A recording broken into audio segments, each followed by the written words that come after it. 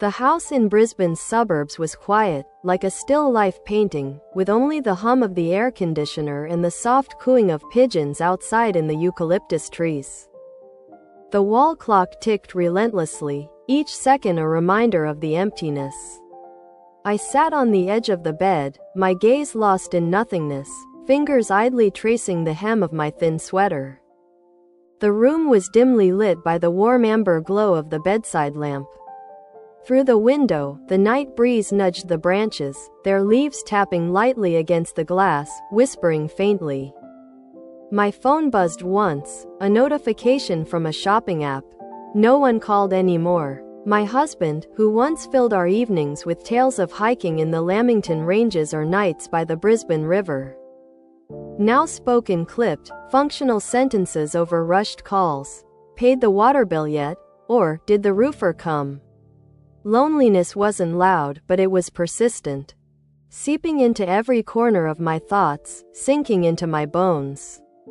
The simplest moments, like brewing tea or staring into the backyard, felt heavy. I didn't realize when I'd grown used to being invisible. Meals passed in silence, days blurred together.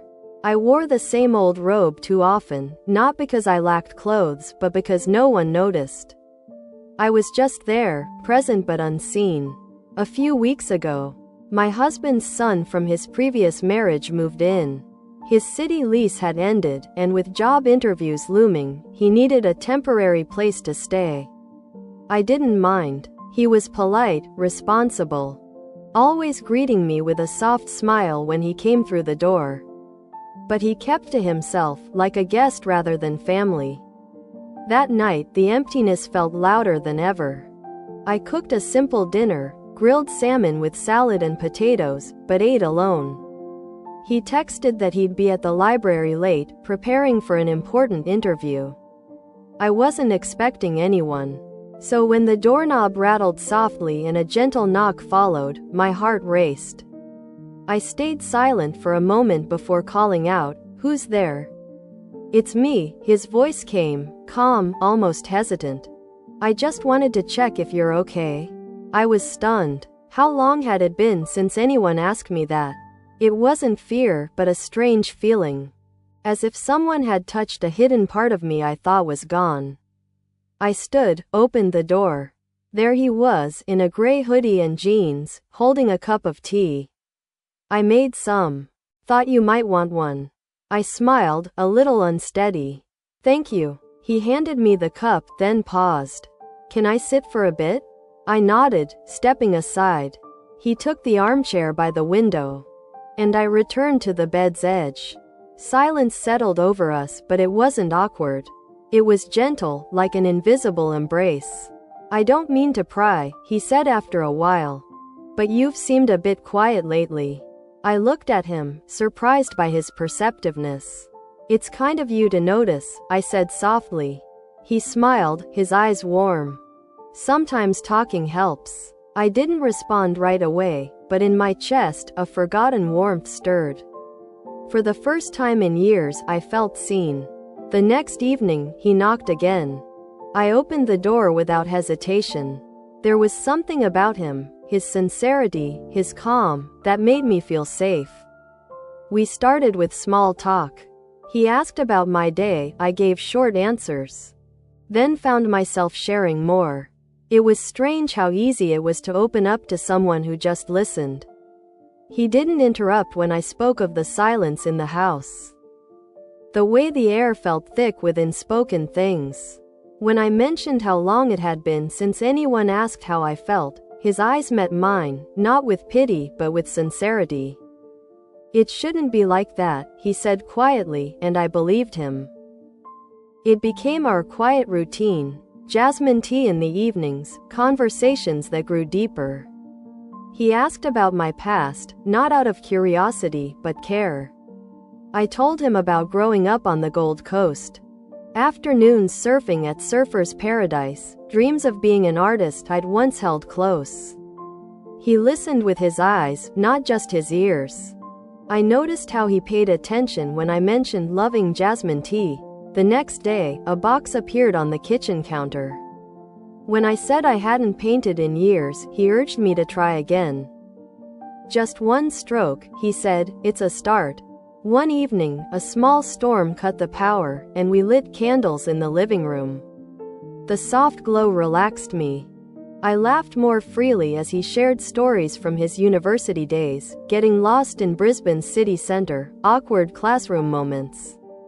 His energy wasn't loud, but grounding, like an anchor. But that night, as the candlelight flickered across his face, his gaze lingered on me longer than usual. My heart skipped, not from fear, but from something unspoken. A moment where the boundary between us felt fragile. I turned away, adjusting a candle, but the feeling lingered, warm and unsettling. Our evenings grew charged with a subtle shift. There were moments of silence where our eyes met, holding longer than they should. Once, as he handed me a cup of tea, his fingers brushed mine, and neither of us pulled away immediately. His warmth lingered on my skin, and for a fleeting second, I wondered what might happen if we didn't stop. But he smiled, gently withdrawing, and I did the same. We didn't speak of it. But that moment hung between us, a thread pulling us closer, yet tethered by an unspoken line. He started leaving notes on the kitchen counter. You're stronger than you think, or you deserve to be happy. I tucked them away, shy at first, then wrote back. Thank you for seeing me, or you make things brighter. Those notes became a quiet bond, warming a house long grown cold. One day, he found an old painting of mine, a half-finished seascape, hidden behind papers on a shelf. He brought it to me, saying, "You should finish this. It has soul." I started painting again, tentative strokes at first. He'd peek in, offering gentle encouragement. "That blue feels like Noosa's sea," he said, pointing to a shade I'd mixed. Through his eyes, I rediscovered a passion I'd lost. One evening, after a dinner of grilled fish and salad, he shared something unexpected. He'd always felt like an outsider in every home he'd lived in, welcomed, but never belonging. I looked at him, and for the first time, I saw my own loneliness mirrored in his eyes. "Me too," he said softly, and his gaze held mine, deep and unguarded. We sat closer than usual, shoulders inches apart. The air between us hummed with something unspoken. I felt an urge to reach for his hand, to let the moment stretch. My fingers twitched, but I stood, pretending to fetch more tea, and he looked away. As if we both knew the line we couldn't cross. Our bond deepened in the unspoken, a glance that lingered, a smile that said more than words. But we never crossed that line. A quiet respect held everything steady. It wasn't about passion or possession, but presence, care. I realized love didn't always come with grand declarations. Sometimes it arrived softly.